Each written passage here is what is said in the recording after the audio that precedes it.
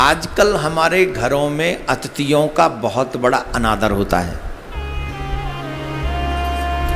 और ये अनादर भी हमारे बहुत बड़े दुख की वजह बनता है। इससे संबंधित एक प्रसंग लिंग पुराण में आता है, शिव पुराण में नहीं, लिंग पुराण में। और इस पुराण को अगर आप पढ़ेंगे तो आपको बहुत कुछ पता चलेगा, क्योंकि अभी मुझे शिव जी की कथा करनी है, तो कृपा है गोपेश्वर महादेव की, कुछ पढ़ने का सुअवसर मिलता है। नई नई बातें जब सुनते हैं, पढ़ते हैं, तो हृदय बड़ा प्रफुल्लित होता है। आहा, हम कितने भाग्यशाली हैं, हमें मनुष्य योनि मिल गई। हम पढ़ सकते हैं कि शिव पुराण में क्या है, भागवत पुराण में क्या है, लिंग पुराण में क्या है, हरिवंश पुराण में क्या है, ये सब पढ़ सकते हैं। ये मनुष्य जीवन में ही संभव है। तो लिंग पुराण में लिखा है कि विद्वान पुरुषों को जानबूझकर किन्हीं भी अव्यंतर पूजक की परीक्षा नहीं लेनी चाहिए। जो हमारे लिए पूजनीय हैं, जो हमारे लिए आदरणीय हैं, जो हमारे लिए सम्माननीय हैं, जानबूझकर कभी भी उनकी परीक्षा नहीं लेनी चाहिए। परंतु अल्प बुद्धि वाले ऐसे निंदक भी हैं जो इस प्रकार का क्रम करते हैं, ऐसे निंदनीय कार्य करते हैं। पूर्व काल में दारुवन में एक रुद्र की निंदा करने वाले मुनियों को कष्ट किस तरह से प्राप्त हुआ था, ये हमको अवश्य पढ़ना चाहिए अथवा सुनना चाहिए।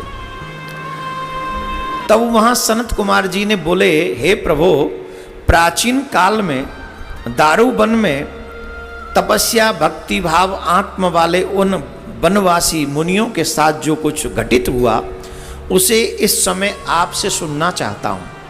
कृपा करके आप बताइए कि वहां पर भगवान शिव विकृत रूप धारण करके दारुवन में क्यों गए, उस वन में परमात्मा रुद्र के साथ क्या हुआ, उन देवादिदेव शिव के किस क्रियाकलाप से वहां के ऋषि मुनियों को जो अच्छा नहीं लगा, वहां यथार्थ में कौन सी घटना घटित हुई, कृपा करके बताइए।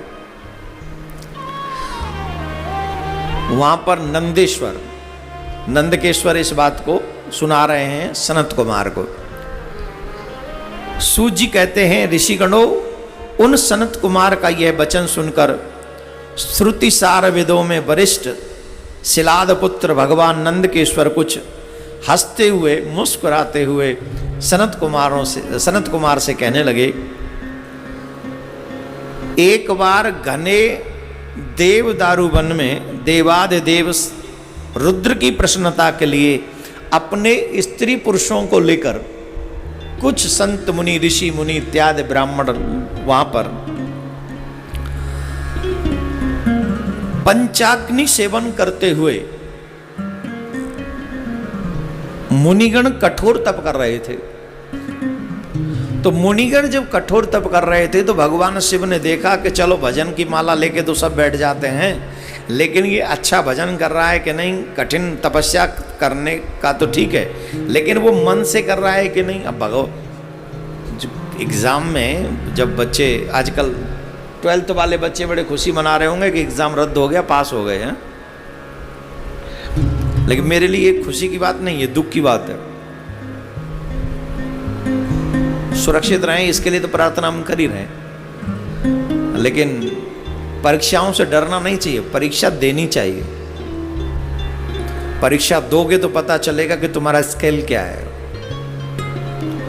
कोई भी टीचर बिना परीक्षा लिए आगे की क्लास में नहीं भेजता। वैसे ही भगवान भी जब तक अपने भक्तों की परीक्षा न ले ले तब तक ये सिद्ध नहीं करता कि मेरा सच्चा भक्त है। 130-35 करोड़ की आबादी में ज्यादा नहीं तो 1-8 करोड़ के हाथ में तो माला होगी कि नहीं। पर 1-8 करोड़ के हाथों में जिनके में माला है, क्या वो सब भक्त हैं? 50-60 लाख ऐसे भी होंगे जो तिलक लगा के रखते होंगे, हर दिन लगाते होंगे, क्या वो सब भक्त हैं? 5-10 लाख ऐसे भी होंगे जो मंदिर आते जाते होंगे, और उन 130 करोड़ की आबादी में से 1-8 नहीं 10-5 करोड़ ऐसे भी होंगे जो साल 6 महीने में कभी कभी या बड़े तीर्थों में, सनातन धर्म के जब बड़े बड़े उत्सव कुंभ इत्यादि होते तो वहां जाते ही होंगे, लेकिन आपका भक्त हैं? और कुछ बड़े धर्मनिष्ठ नियमवादी भी होते हैं, ऐसा नियम बना लेते जब तक ठाकुर जी का दर्शन नहीं कर लेंगे, पूजा नहीं कर लेंगे, ये नहीं कि तब तक हम कुछ नहीं करेंगे, भोजन इत्यादि नहीं करेंगे। लेकिन वो भी, उनमें भी क्या प्योर भक्ति है? भगवान जब तक परीक्षा नहीं लेता तब तक नहीं कहता कि ये मेरे भक्त हैं। इसलिए जो ऋषि मुनि दारूवन में